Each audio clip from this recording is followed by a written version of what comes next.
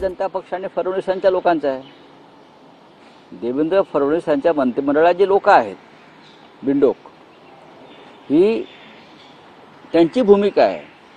हे वातावरण त्यांनी खराब केलेलं आहे आणि देवेंद्र फडणवीस यांनी त्यांच्यावर कोणतीही कारवाई केली नाही आणि ते मूकपणे या सगळ्यांना पडद्यामागून उत्तेजन देत राहिले। त्याच्यामुळे देवेंद्र फडणवीस यांनी चांगलं काम केलं तर आम्ही त्यांना पाठिंबा देऊ, ही चांगल्या कामाची यादी त्यांनी जाहीर केली पाहिजे होती। काल त्यांना कोणत्या चांगल्या कामाची अपेक्षा देवेंद्र फडणवीस यांच्याकडून आहे? कुणाल कामरा यांचा स्टुडिओ फोडला आणि त्यांना गुन्हेगारांना पाठीशी घातलं, हे चांगलं काम आहे का? मुंबईमध्ये मराठी माणसाची पिछाड सुरू आहे, महाराष्ट्रातून उद्योग बाहेर चाललेले आहेत आणि देवेंद्र फडणवीस त्याच्यावरती काहीच बोलत नाही, ते चांगलं काम आहे का? मुंबईत मराठी माणसाला घर नाकारलं जात आहे, मराठी संस्कृतीवरती हल्ला होतो आहे, हे चांगलं काम असेल तर जरूर देवेंद्र फडणवीस यांना पाठिंबा देणं ही राष्ट्राची गरज आहे, ही राष्ट्राची गरज आहे।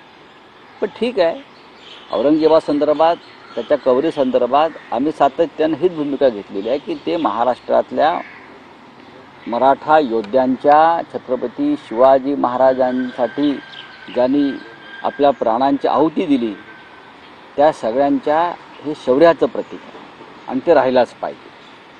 पण काल त्यांनी अशी एक भूमिका मांडली की मराठी भाषेचा अपमान करणाऱ्यांच्या कानफटात आवाज काढा। लोकसभेत त्यांची भूमिका वेगळी होती, पूर्णपणे ती भाजपच्या सोयीची होती आणि आताही बघा मराठी माणसासंदर्भात कानफटात आवाज काढायचा असेल त्याने जरूर काढायलाच पाहिजे। तो कोणत्या पक्षाचा नेता ही भूमिका मांडतो त्याच्याविषयी आमच्या मनामध्ये कधी संदेह असणार नाही। बाळासाहेब ठाकरेंनी ज्या शिवसेनेची स्थापना केली मराठी माणसासाठी, ती ज्या पद्धतीनं मराठी माणसाचं संघटन भारतीय जनता पक्षानं तोडलं, उद्ध्वस्त केलं, हा मराठी माणसाच्या एकजुटीवरचा सगळ्यात मोठा हल्ला आहे। त्याच्यामुळे माननीय राज ठाकरे यांनी मनावर घेऊन जर कोणाला कानफटात मारायचं ठरवलं असेल तर नक्कीच त्यांचं स्वागत, आम्ही तर आहोतच। पण बाळासाहेब ठाकरेंची शिवसेना फोडण्यामागे देवेंद्र फडणवीस यांचा मोठा हात आहे, अमित शहांचा हात आहे, नरेंद्र मोदींचा हात आहे। ही शिवसेना बाळासाहेब ठाकरेंनी मराठी माणसासाठी स्थापन केली, त्याची शक्ल करून मुंबईवरती व्यापाऱ्यांचा ताबा राहावा म्हणून जे राजकारण झालं त्यात राज ठाकरे यांना ज्यांना पाठिंबा देऊ इच्छितात त्यांचं राजकारण आहे। आम्ही सगळे तरी ठामपणे खंबीरपणे मराठी माणसाच्या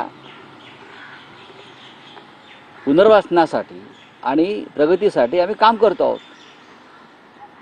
अशा वेळेला जे महाराष्ट्राचे शत्रू आहेत त्यांना मदत होईल अशा प्रकारची भूमिका कोणी घेऊ नये। अप्रत्यक्ष